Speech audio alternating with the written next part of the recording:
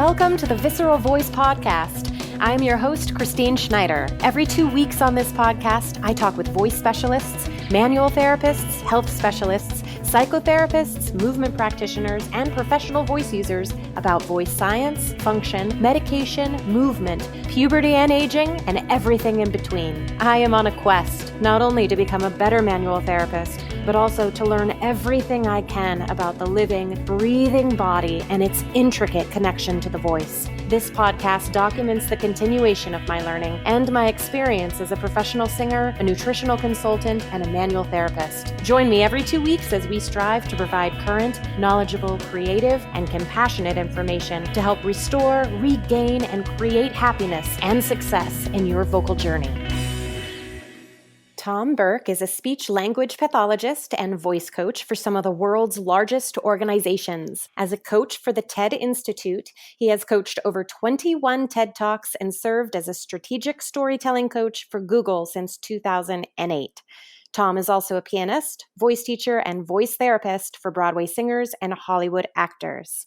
Tom's clients include a diverse array of Emmy and Academy Award winners, Tony nominees, Google executives, members of countless Broadway and national touring casts, and clients in countries around the world. As speech-language pathologist, certified course instructor of Estill voice training, and voice teacher with 20 years experience, he's honed a fast, fun, scientific, safe, and simple way to sing higher, louder, and easier in several styles. Here you are, my conversation with the fun and vibrant, versatile Tom Burke. Hi, Tom. Welcome to the podcast. Hi, Christine. Thank you for joining me. Happy to be here. I'm so thrilled to have you on the show. Let's just go ahead and get started. So I'm super interested in learning about what made you want to become a speech-language pathologist. So what did that journey look like for you? Sure. Well, when I was younger, I grew up as a pianist, and I thought that I either wanted to be a pianist or at least a musician, but I think my parents would have preferred I was an investment banker or something at the time. But my voice teacher in high school was Mrs. Anna Dalby Freund. She was actually my second voice teacher, and all the cool kids at Act 2 Performing Arts Center in Glen Rock, New Jersey, studied with Mrs. Freund. And Mrs. Freund happened to be a speech pathologist. So she was a voice teacher and a speech pathologist.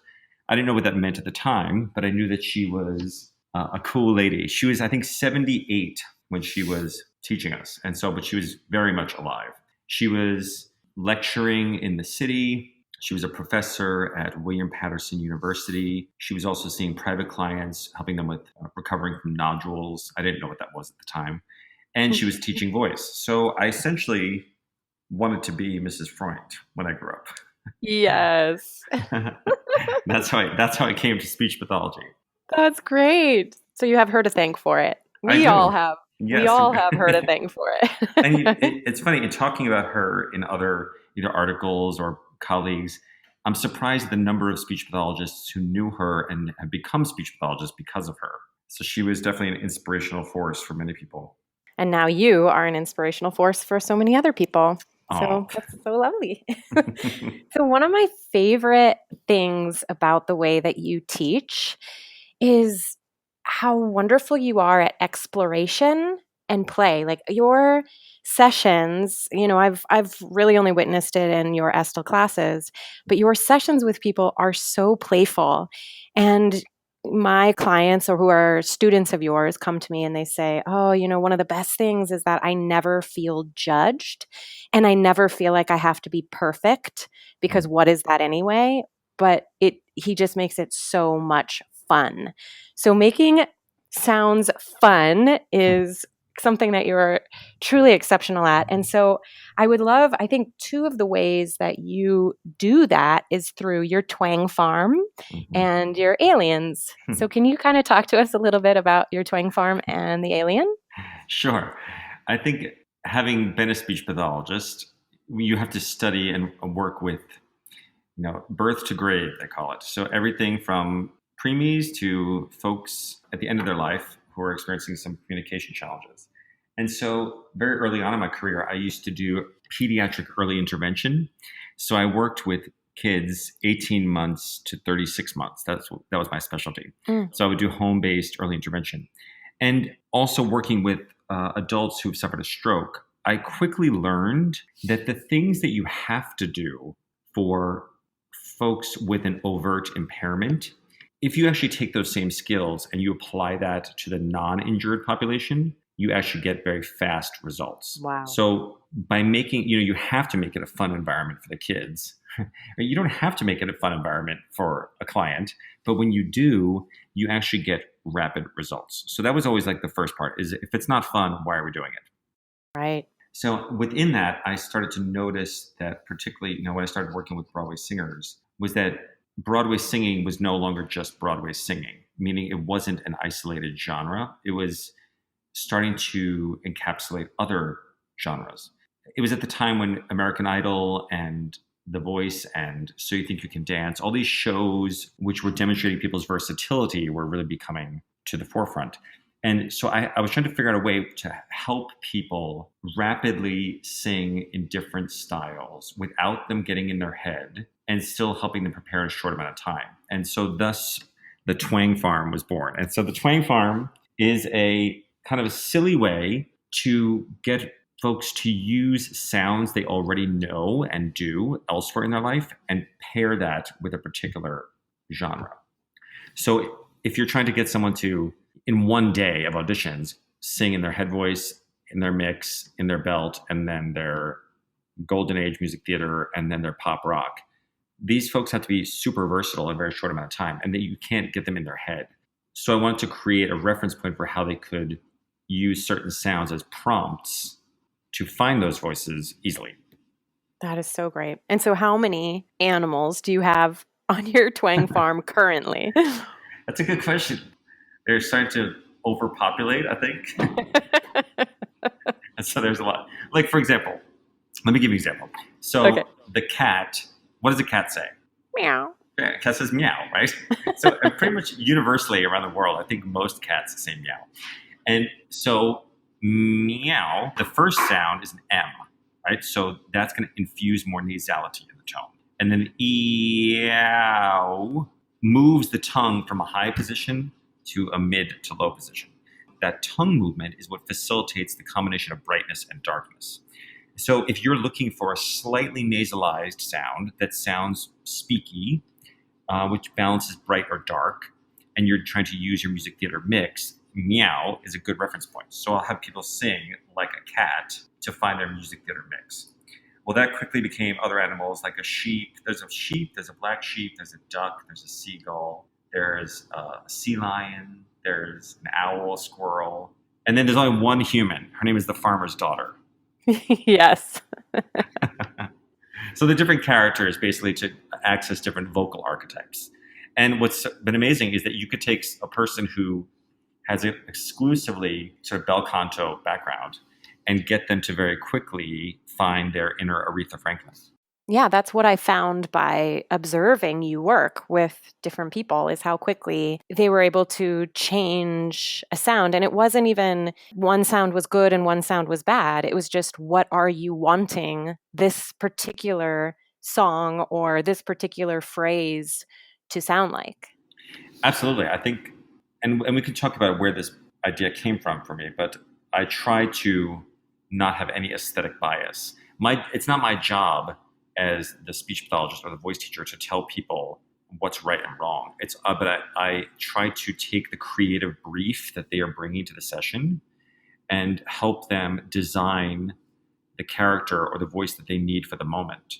So if you are singing in one show, as an actor, you're not going to necessarily use the same voice for different genres or shows. And so my goal is to help them do their job and not for me to judge what that job is. Yeah, that's great. And then what about your alien? The aliens, well, here's the sound, and then I'll explain why it works. Okay. It's like an ear.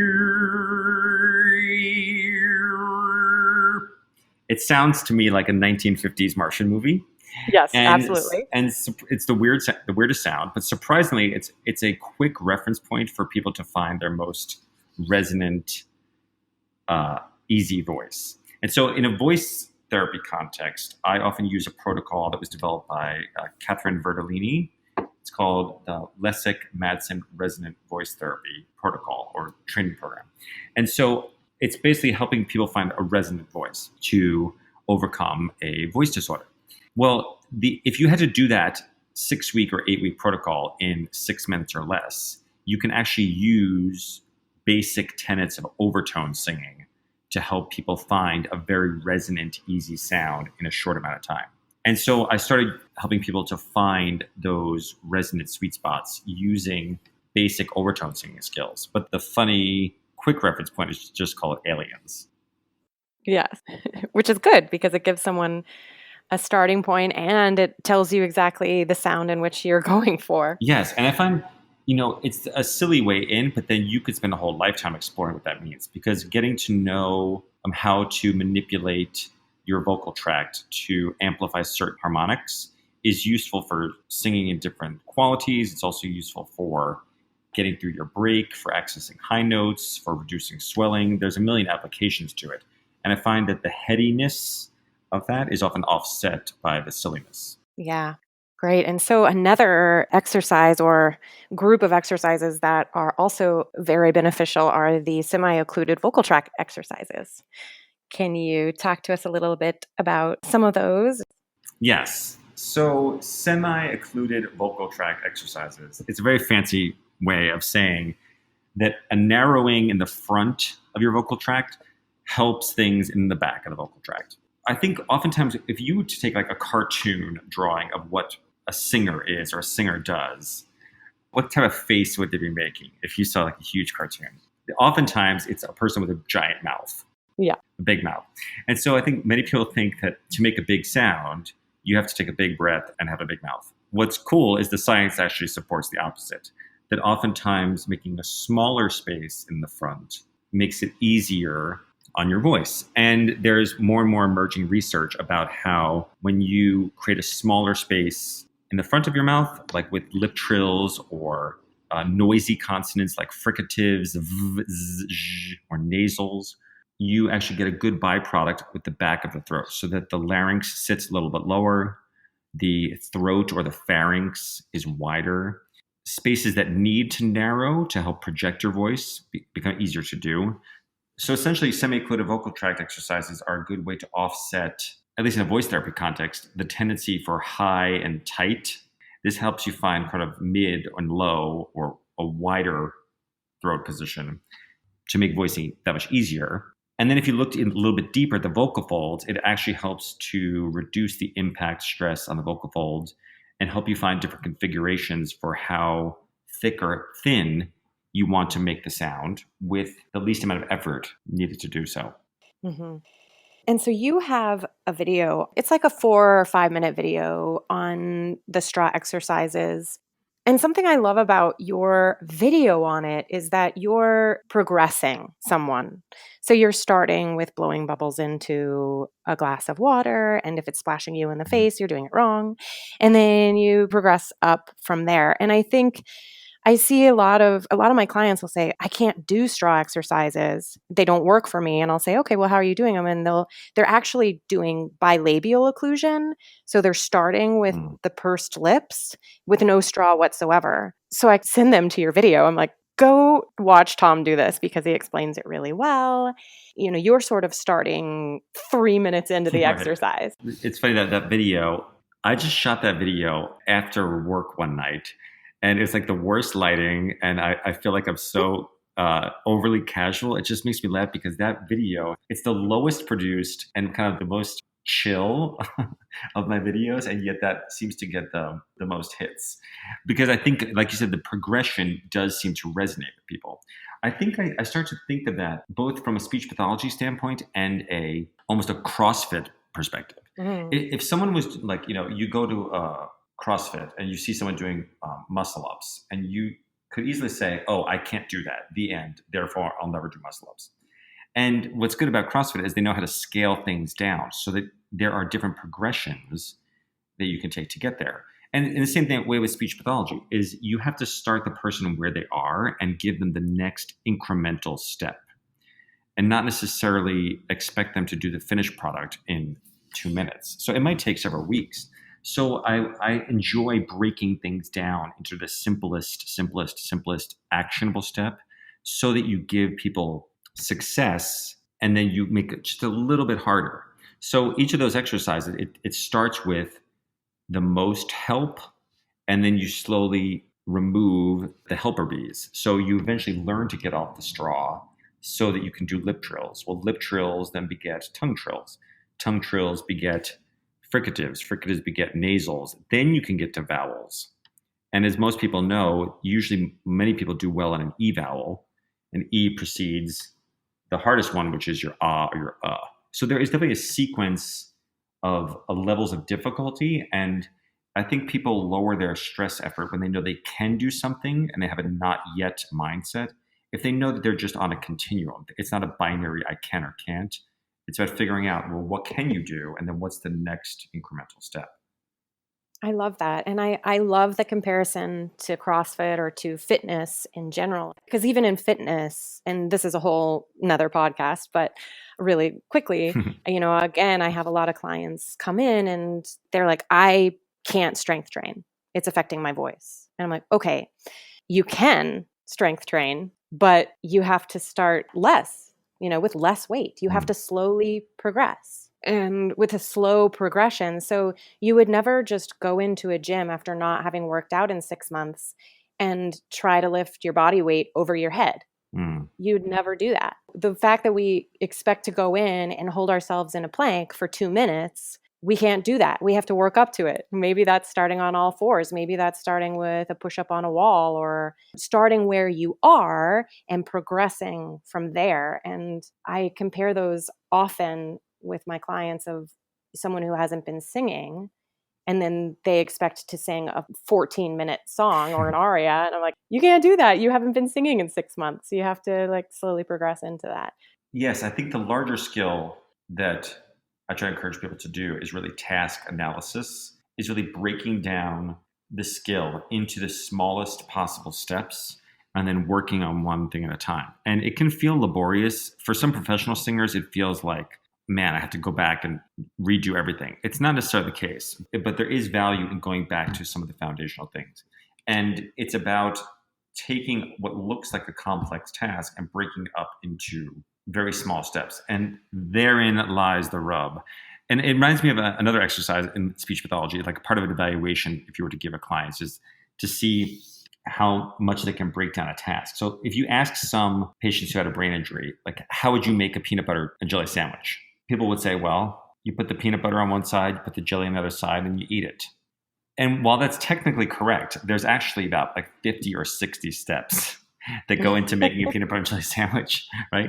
Which starts from identify that I'm hungry, walk into the kitchen, open the fridge, remove peanut butter, remove jelly, get a knife, get bread, open them up. And so there's a 50 things you could do that lead up to making a peanut butter and jelly sandwich. In the same way, if you go, you can't say, I can or can't belt, or I can or can't sing a high C. You have to break down, okay, what are the underlying steps?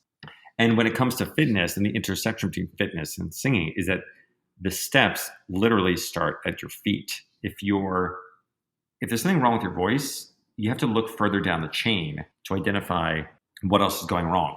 And you know this very well. If it's not, it's rarely the vocal folds that are the issue. Mm-hmm. And even if you have a lesion on your vocal folds, there can often be lots of other contributing factors that should take precedence. So shoulder tension, lower back issues, pelvic position, where your knees are, where your feet are, all those things can directly impact your voice. So I find I'm often having to work with clients on getting clear about what is the seminal step that we can start with to find the success and then build back up from there. That's so great. I know that you do that because I've seen you do that and I love it, but it's so important. It's so important to include the whole body. Yeah. Your body is your body, and so whether you're taking yoga, Pilates, Feldenkrais, going to Thai body work, going to CrossFit, it's all the same stuff. You need to have all the biomechanics working for you so that you can do these tiny fine motor movements that are at the Olympic level. Right. And you have to have those little fine movements working so that anything you add to it is working in the most optimal way. Absolutely. Everything has to work in concert. So, doing a squat or a deadlift is not unlike anchoring for a high note. They are gradations of the same thing. So, there's rarely one body part that's just working in isolation. It's always working the whole at all times. Yes. And in fitness, they'll talk about if there's a lack of stability somewhere, there's a lack of mobility somewhere else. Do you see that in your work and do you see that with the voice? Yes, I think I learned from my physical therapy colleagues that proximal stability yields distal control. Say what? Mhm. Proximal stability yields distal control, meaning that Yes. more support towards the center of the thing makes it easier for the outer extremities of the thing to do more fine movement. Meaning that it's like hard to write your name with small gradations of your hand movements if your arm or your shoulder isn't stabilized. But it's hard to stabilize your shoulder if your spine isn't stabilized. So your vocal folds are these tiny little baby things. And so they are encased in your larynx, which is encased in your neck, which is an extension of your back. Right. So Mm. by surprisingly, like your pelvic position directly affects the effort of your vocal folds. And so all those things are connected. I think our daily lives impact our efforts. So for example, if when you're waiting online at Starbucks and you always bevel into your left hip, let's Yes. say, right? Yep. And so if you're standing there waiting online at Starbucks, well, how would you not fall over? If your hips are moving to the left, in an effort to not fall over, something above there on the right has to then engage to keep you towards midline. So oftentimes, again, you know this better than I, that oftentimes if there's something tight on the lower left quadrant of someone, Mhm. then they have a parallel upper right quadrant tension. So that lower left back pain is often associated with upper right shoulder pain. And then that right shoulder pain is associated with a spot at the base of the occipital ridge there on the left side. So we don't think about how just wearing a backpack or sleeping funny or the long plane ride, how all of that daily stuff gets into our voice. And it does. Sometimes someone will come to me and they'll be like, my voice teacher isn't hearing it, but when I do this concert and I try to sing this song, I can't do it. It's really, really hard. And I'll look at them and I'll say, "Look at the way you're like falling over on that chair. Like you're not even holding yourself up. I bet when you go into your voice lesson, you're standing straight. You look like you're in some form of alignment. But right now, look at how you're sitting on your everyday life. That's how you sit in here. That's how you're sitting on the subway, probably. That's how you're sitting when you're at home watching TV. That's a way that you've gotten used to holding up your body. And so, how would that not affect you in the long run?" I feel like when certainly like elite level singers, I always say, Joe Schmo would not necessarily hear the issue, and yet they feel like it's a very significant issue. So the sound that's coming out of their voice doesn't sound like, ugh, Yeah. but they feel them happening somewhere in their body. And so oftentimes singers will say like, no, there's something up with my voice, but I went to the ENT and they're pearly white. There's nothing on my vocal folds. It feels like I'm pushing. And their brain is like telling them that it's their throat, but it's often stemming from pelvic floor or something going on in their calves. I've been surprised how much calves, hamstrings, hip flexors, lower back, all those sneak up into the perception of I'm pushing for my throat. We don't know if for whatever reason when we're singing, our brain isn't aware of our calves, but it is aware of our throat. I remember working with some of the boys in Kinky Boots, and a lot of it from standing in those crazy heels was Mhm. affecting their voice. So when we did lots of calf stretches, the voice issue went away. Isn't that crazy? Yeah, I totally believe it. So you could do me, me, ma, mo, moo all day long, and that's not going to address the underlying source of the issue. It's the heels that were causing the problem, not any sort of vocal flaw. Right. So I'm going to transition. Sure. This has been awesome. I'm going to transition a little bit into you, in my opinion, are one of the leading Estill trainers. in the United States. I think we've discussed before that it's way more accepted and appreciated in Europe or other countries than it is here. Do you know why? That's a good question. I don't totally know why, and I've only heard stories, but I should back up and just help the listeners know who Estill was. Yeah. And so Jo Estill was a voice teacher in New York City. She was an opera singer, but she also worked with a host of different singers. And in her 50s, she went back to pursue her PhD because she was getting great results with her singers of different styles, but wasn't exactly sure how she was doing it. So she embarked upon a journey to pursue her PhD in voice science. And along the way, discovered that there were about 13 different vocal tract structures that you can manipulate in different positions to create different sounds so that the same person can sing in an operatic style, can also sing in music theater, can also sing country, pop, jazz, R&B, so that you are not an opera singer. You're a person that has studied how to sing opera. You are not separated into these genres.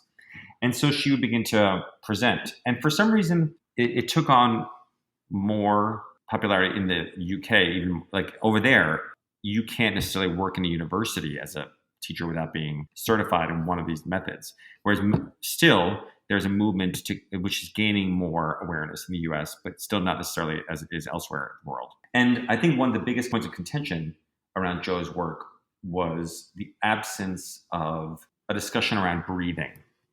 And I think this is a huge misconception about the work, or that it's too technical. And so the biggest things that are different is that it approaches singing as if you were teaching dance, or she used the analogy of teaching figure skating, but I think even dance kind of is a better map. I imagine, I'm not a dancer at all, but I imagine if you're in class, you don't tell a 6-year-old, okay, imagine leaping across the air.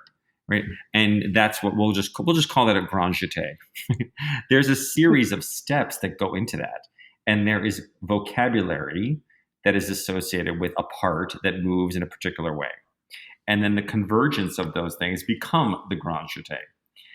Well, flash sideways in the vocal world, because we can't see these things, we don't necessarily have a mirror. Right. Lots of images have come into play. So smell the rose, or imagine drinking in the tone. Great analogies, but they mean different things to different people. And so the question that Jo explored was, how do we make those things which can be abstract more specific? So that telling someone to lower their larynx, you can actually get into look at what are the muscles that actually lower the larynx, and what are the extremes that you would do that to. Do you want to always have the lowest of low larynx? But she didn't necessarily have a strategy for breath. Not because she didn't believe that breath was important, but that she didn't necessarily understand breath from her current perspective. She says, I don't teach breath because I don't understand breath. And I think that might have been misconstrued. Mm-hmm. We know this to be common sense, that you can't apply a bel canto breathing strategy to belting. You will get hurt. Breathing for R&B or breathing for jazz is not the same as breathing for music theater. And this will still cause a firestorm. I think because people don't understand that, yes, there are core things that everyone should have a full range of motion with all of their structures. But the lung volume and the way you regulate that air is going to be different for different contexts. And so Jo couldn't provide the map that directly intersected with all the infinite voice qualities you make with a fixed breath strategy. So there was a pause put on that. There was no further research, and then she wound up passing away. So it's more of an opportunity for us to explore, okay, what are the fixed concepts that everyone should have access to? Like, what is just functional breathing that sets the foundation for versatile breathing in the context of all these different genres? That's the spirit of the law. And I think people get too hung up on the perceived letter of the law and not understand the gift of the spirit of the law, which was everything varies. It depends. Right. And at least my understanding is that she was working in a time where they didn't have the technology that we do today. So the amount of function that she was describing was actually quite advanced for that time. Is that right? Yes. And not to stir the pot, but she was also a small woman in a very male-dominated field. Uh-huh. And so her going up against male doctors and male scientists. I can't imagine what that was like for her. And apparently she also had an Italian grandma's temper. so I think that perhaps there are other dynamics at play in the beginning of her journey. And like most great minds, unfortunately, are not fully valued until well after they're gone. I know that many scientists around the world know and would say publicly that she was ahead of her time. Yeah. And in Estill, you learn that there are like 33,000 different combinations to create sound. Is that right? I don't know the exact numbers, but there are definitely multiple thousands of ways you can do it. And so if you think about it, let's say there's 13 structures, right? You have your lips, your jaw, your tongue, your soft palate, your larynx, etc. If each of those structures move in different positions, once you start mix and matching all of the permutations of 13 things by 3 things, all those combinations add up to thousands and thousands of potential voice quality. So that you have more options than just a bel canto strategy of a low larynx, either a low or high forward tongue, a high soft palate, a mid to dropped jaw, slightly protruded lips. There's more options available to you than just a preconceived way of what singing is. Singing means different things to different people in different cultures and different genres. And each of us in all of those domains use the same tube in infinitely different ways. So basically, you are on your way to thousands of different characters for your twang farm. Yes. Well, fortunately, I guess I try to map them to things that we hear as icons. So, for example, let's say if Jennifer Hudson comes from the Whitney line, and Whitney comes from the Aretha line, and Aretha comes from the Mahalia Jackson line, right? There's certain lineages of sounds that come down, and there are certain archetypes along the way. And so while there are infinite things we can do, and there are still icons that are emerging among us, I think there is still an oral, both AURAL and ORAL history that we derive from. But I think the biggest paradigm shift I'm trying to help people see is that you are not just a mixy legit soprano. People want to make up that they are this one voice, where really everyone has the same parts. And so you can use those parts to create different sounds. I don't know if everyone has an inner Stradivarius or Steinway, but I always say many people can learn to play the violin or piano beautifully. And so I stand by that it's uninteresting to limit oneself into thinking that they have one voice quality. Why not, as an artist, avail yourself as many colors as possible? You also work with a whole different demographic, helping professional speakers for TED Talks. Yes. Is that correct? I think I've coached like 21 or 22 TED Talks. Wow. Okay. And so what are the similarities and differences between working with that demographic and working with the demographic of Broadway performers or singer-songwriters? Great question. I think the context differs, but the underlying skill set is often the same, meaning that anyone who is speaking or singing has to go through a rigorous process of working on their mind, their body, and their voice. For singers, that's about understanding the anatomy of the vocal tract, whereas the speaker, it's more about the anatomy of a story and kind of what are the core components that go into converting some highly intellectual information into something that's emotionally resonant for people. So there's the content side of it. And then the ability to deliver that content is the same. It's all about what is the emotional subtext that brings the words to life. How does your voice and your body project that? So it goes from your head through your body into the hearts of the listeners.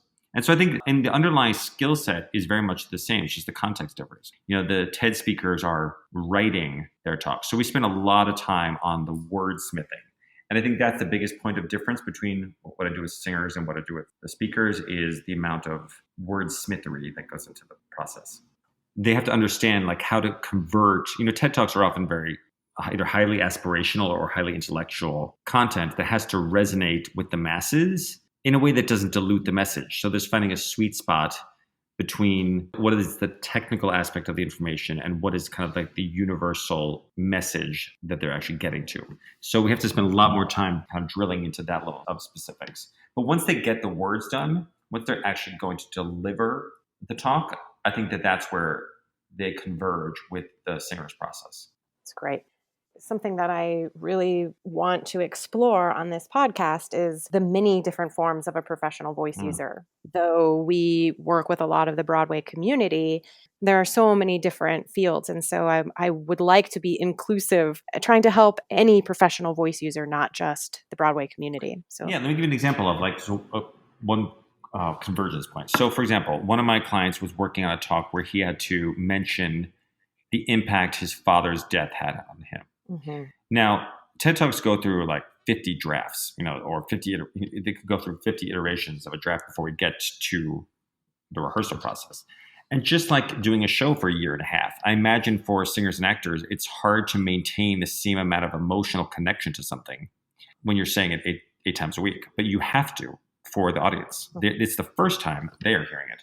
So we really had to approach it as an artist and be like, well, how do you bring the emotional realness of telling the story of your father's death without you falling apart on stage, but without it just rolling off the tongue? Because in the rehearsal process, it was rolling off the tongue too quickly and too non-emotionally specific when he was saying it. So that process is no different than working on a Shakespeare monologue. It's really finding the kernel of truth and the emotional realness that you can sustain as a performer, but that is also going to be riveting and emotionally real for the audience who's experiencing it for the first time. That's great. So I imagine if you're a lawyer, you've got to figure out how to do that in your summation.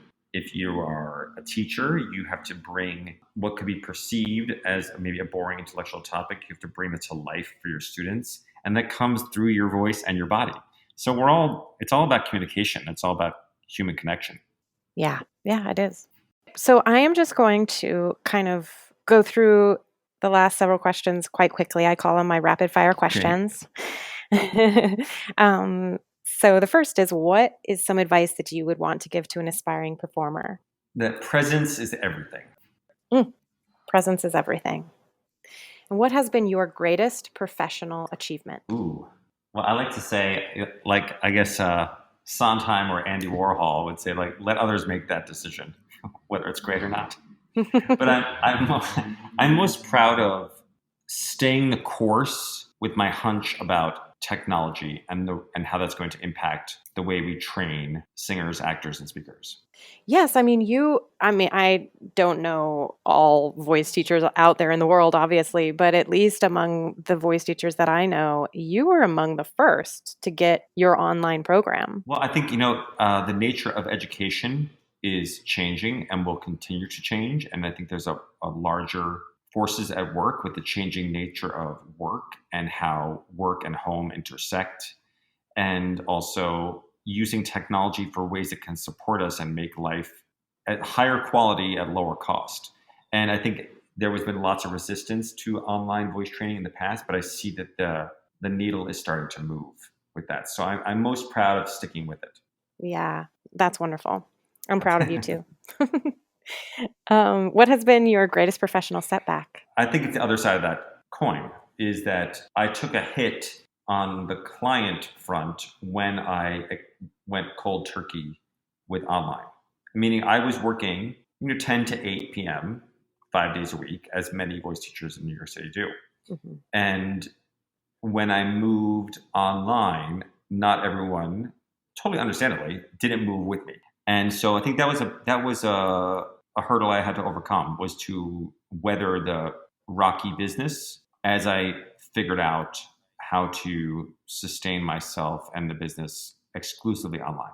Right. And what do you wish you would have learned sooner? Accounting skills.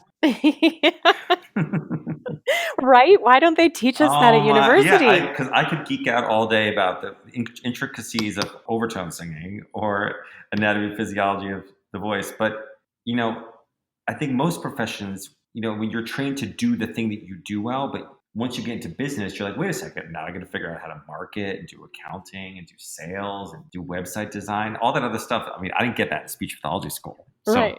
I tell everyone, they're like, what should I do first? I said, get an accountant and listen to them. Yes. Yes, it's so true. I mean, why don't we learn anything about mortgages and taxes? I wish I could tell my college self what APR meant. Yes. I think I would have made different decisions in my life. Yes. How do we plan for retirement? Exactly. What is a Roth IRA? Exactly. Who's Roth? Yes. Yes. That's a great answer.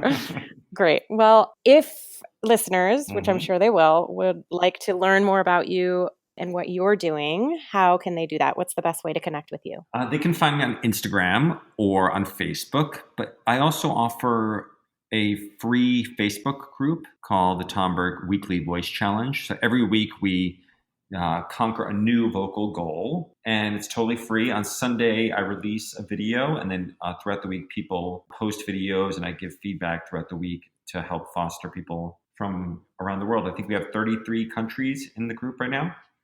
And so that's free online at Facebook. That's amazing. At Tom Burke Voice Studio? Or? Oh, yeah. They can go to my site and find everything at expressyourgenius.com. Expressyourgenius.com. That's right. Amazing. Thank you so much for joining me today, Tom. This has been such an incredible, inspirational, as always, experience. And I'm so thrilled to have had you on a podcast. Thank you. It's been an honor. Thank you all for listening. If you enjoyed this podcast, please like us, tell your colleagues, your students, and your friends, subscribe, write a review, and find us on Facebook at Lifelight Massage. You can also check out my website at lifelightmassage.com. Join me in 2 weeks for a talk with New York's speech-language pathologist Christine Estill as we discuss the professional voice use of fitness instructors.